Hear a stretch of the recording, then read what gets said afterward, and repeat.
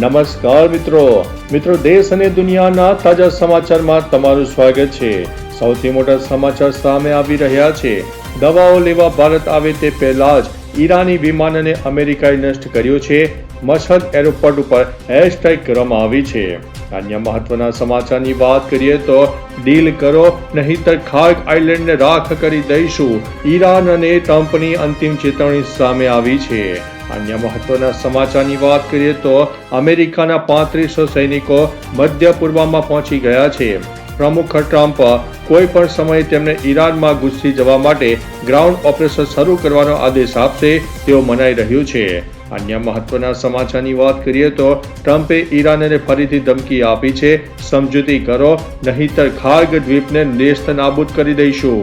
અન્ય મહત્વના સમાચારની વાત કરીએ તો પાકિસ્તાનમાં ગરીબીનો હાહાકાર, ગામડાઓ અને શહેરોમાં કુલ મળીને 25 કરોડ લોકો ગરીબી અને ભૂખમરો વેઠે છે તેવો એસપીડીસીનો મોટો દાવો સામે આવ્યો છે। અન્ય મહત્વના સમાચારની વાત કરીએ તો દેશમાં કોમર્શિયલ એલપીજીની અછત વચ્ચે કેન્દ્ર સરકારે ગેજેટ નોટિફિકેશન જારી કરીને લોકોને કેરોસીન મળી રહે તે માટે પેટ્રોલિયમ સુરક્ષા, લાયસન્સિંગ અને નિયમોમાં અસ્થાયી છૂટ આપી છે।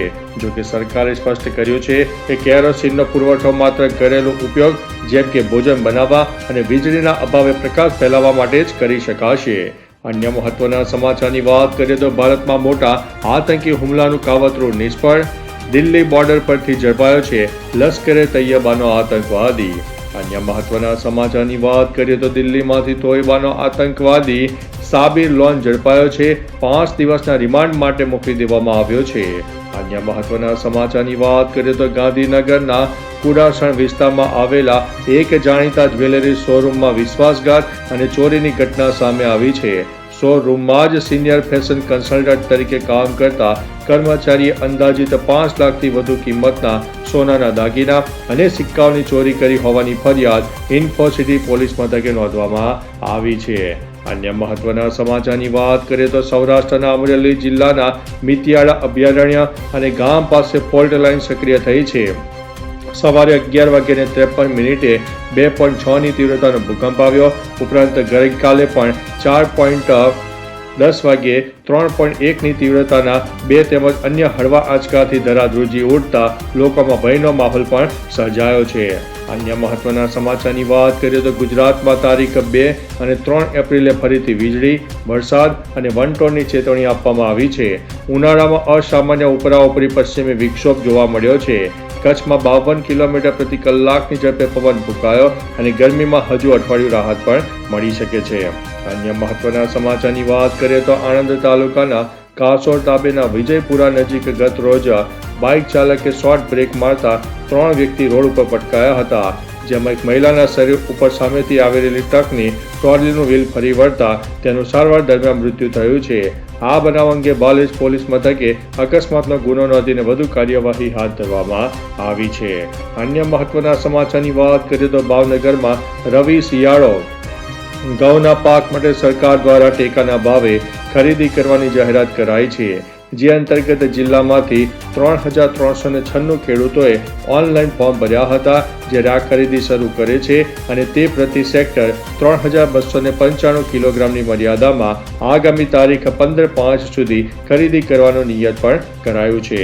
અન્ય મહત્વના સમાચારની વાત કરીએ તો ભાવનગરના ચિત્રા વિસ્તારમાં આવેલા વિદ્યા વિહાર માધ્યમિક શાળાના વિદ્યાર્થીઓની શિષ્યવૃત્તિની રકમ અંગત ઉપયોગમાં વાપરીને સરકારી નાણાંનો દુરુપયોગ કરીને વિશ્વાસઘાત અને છેતરપિંડીના કેસમાં શાળાના તત્કાલીન આચાર્યને અદાલતે 2 વર્ષની સાદી કેદની સજા ફરમાવી છે।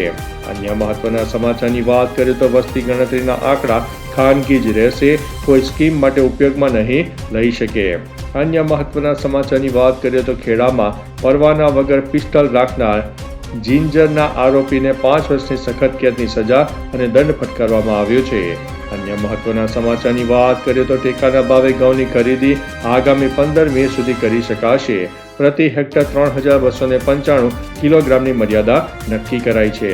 અન્ય મહત્વના સમાચારની વાત કરીએ તો મહુવામાં 7 વર્ષ પહેલા જીવલેણ હુમલાની ઘટનામાં 3 શખ્સને 7 વર્ષની કેદની સજા ફટકારવામાં આવી છે. અન્ય મહત્વના સમાચારની વાત કરીએ તો મધ્યમ વર્ગ માટે પડકાર. ભારતમાં બાળકોનો ઉછેર કરવો મોંઘો થઈ રહ્યો છે. પ્લે સ્કૂલથી લઈને કોલેજ સુધીનો ખર્ચ જાણીને હવે ચોંકી જશો.